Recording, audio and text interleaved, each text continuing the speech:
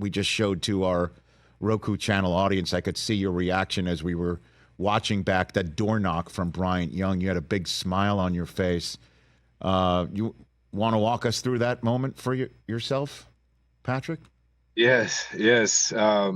Man, Rich, that was a full circle moment. A full circle moment from when I was a kid to just speaking these things, the things that I would speak of, the things that, most would say, boy, that boy has an imagination.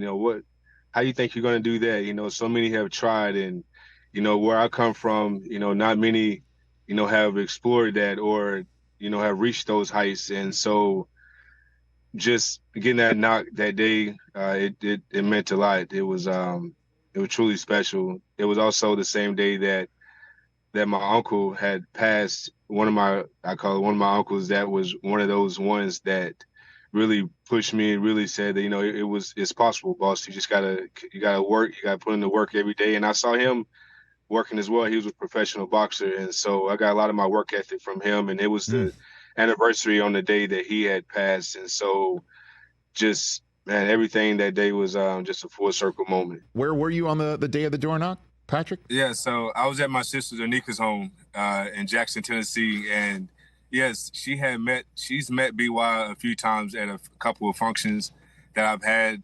She met him at the Bay Area Sports Hall of Fame. She met him at the 49ers Hall of Fame, and so, that was a special moment for her to open the door. And I was actually in the back putting up a basketball hoop for my nieces that I had supposed to put up during Christmas, or that they got during Christmas, that I had told them later on that I would put up for them. So, as it is as a parent or as an uncle, when they ask, you got to get it done at some point in time. So I was just there for fulfilling that and got the knock on the door. Were those the little ones that we saw peeking out the door and coming out to get a better get a better angle of the moment? Patrick? Yes. Yeah.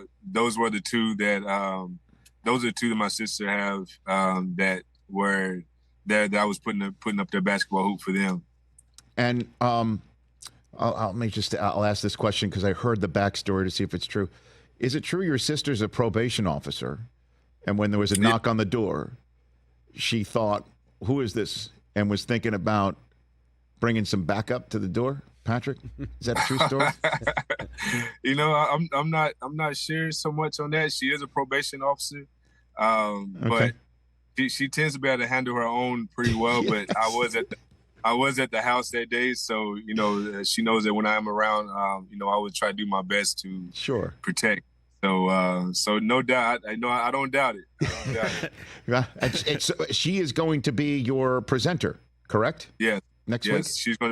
She's actually going to be one of them. So I'm actually doing a co-presenter. So I'm gonna have two.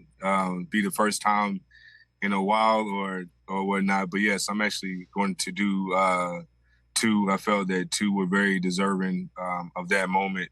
Ultimately, she is the one that will introduce me in. But yeah, that would be two. Do you want to reveal who the other one is? You want to leave that for a review? Yeah. I'll leave that for the reveal. Okay.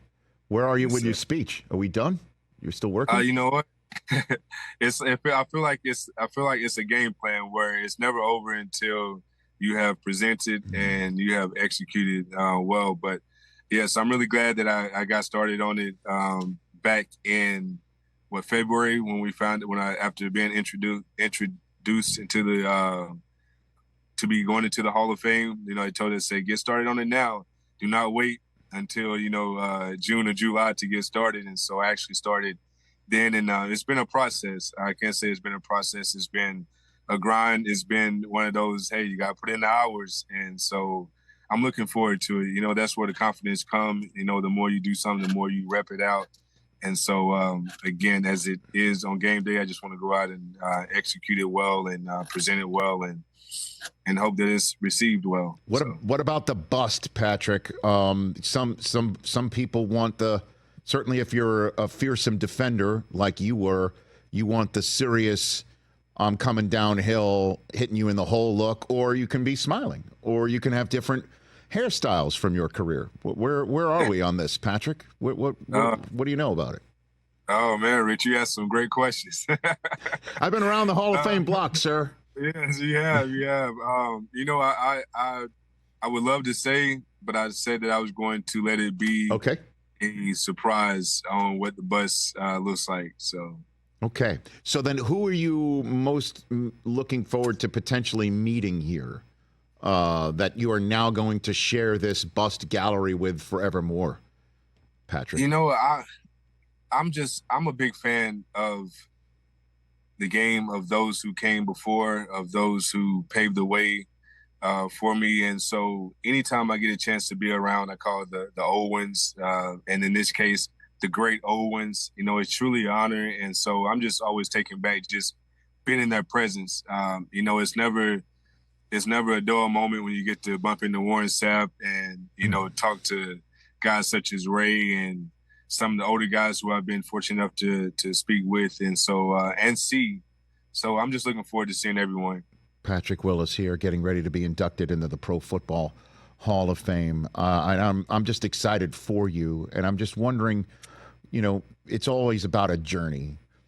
What's your journey that you want to make sure everyone understands that got you in this position and that you're looking forward to recounting for everybody in a couple of Saturdays, Patrick? Yeah, really just in everything you do, if it requires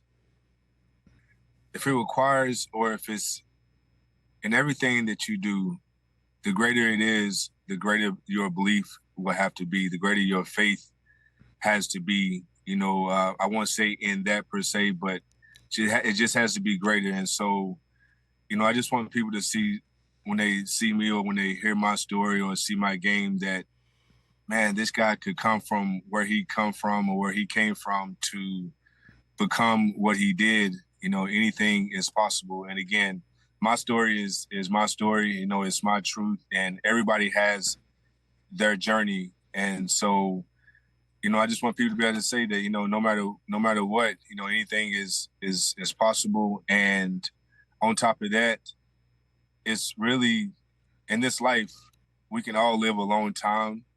Or rephrase, if we get to live a long life, sometimes we see that as, a lot of times people see that as, man, that's great. But if we didn't do much in that length of time that you had, then what was really the point, And so in hindsight to that, I kind of wanted to say that it's not about how long you played, but really how effective you are with the time that you have to play the game. No different than life.